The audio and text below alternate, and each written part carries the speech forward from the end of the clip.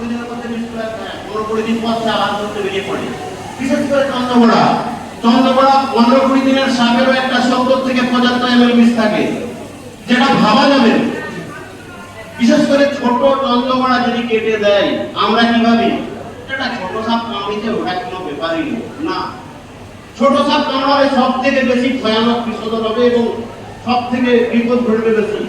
আর আমরা কি করি, ছোট সাপ কামড়ালে আমরা হসপিটালে যাবো না, ও ছোট সাপ কামড়াতে কিছুই নয়। একটা কথা বলে রাখি, একটা কুচি বা একটা দেশলাই কাঠি ড্রগে কতটা বিষ ধরতে পারে তারও জানা আছে, খুব সামান্য। ওইটাই একটা মানুষের পক্ষে যথেষ্ট।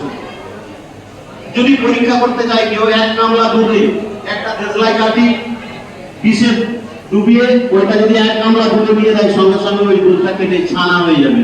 মানে বিষের পাওয়ার কতটা! একটা দেশলাই কাঠি ড্রগে যে পরিমাণ বিষটা লাগে একটা মানুষের পক্ষে যথেষ্ট।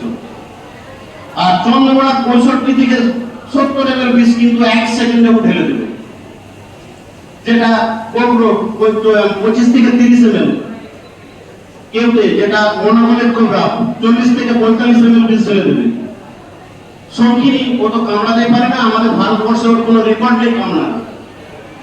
কালাচ হচ্ছে একটি ভয়ঙ্কর মানে মিস্টিরিয়াস সাপ, সেটি বিছানায় কামড় দেয়। কালাচ সাপ বিছানাতে যায় কেন? কালাচ সাপ বিছানাতে যায় তার একটাই কারণ, বিছানা যদি খুব নোংরা থাকে, বাড়ি যদি অপরিষ্কার থাকে, তাহলে কিন্তু কালাচ সাপ বিছানাতে চলে যাবে। আর এদের কামড় কিন্তু বিছানাতেই হয়। আর অনেক সময় দেখা গেছে যে কালাচ সাপের কামড় হয়েছে, কিন্তু বাড়ির লোক বলছে যে রাতে খাওয়া দাওয়া উল্টোপাল্টা করেছে, হার্ট অ্যাটাকে মারা গেছে। না, আমরা ওইগুলোকে পোস্টমর্টম করি, আমাদের ওগুলো জানা দরকার আছে। পোস্টমর্টমের রিপোর্টে ভেসে আসছে কালাচ সাপের নিউরোটক্সিন বিষ। আসলে কি, রাতে অনেক হয়তো বেরিয়ে একটু উল্টোপাল্টা খেয়ে শুয়ে পড়েছে, পেটে যন্ত্রণা হতেই পারে, কিন্তু পেটের যন্ত্রণা চোখ পড়ে আসছে, জানবে কালাচ সাপের কামড়। তাই বলে রাখছি যে কোনো সাপ কাটুক, বিষধর বা নির্বিষ, যে সাপই কাটুক, বিষধর বা নির্বিষ, আমাদের উচিত নিয়ারেস্ট ব্লক স্বাস্থ্য কেন্দ্রে গিয়ে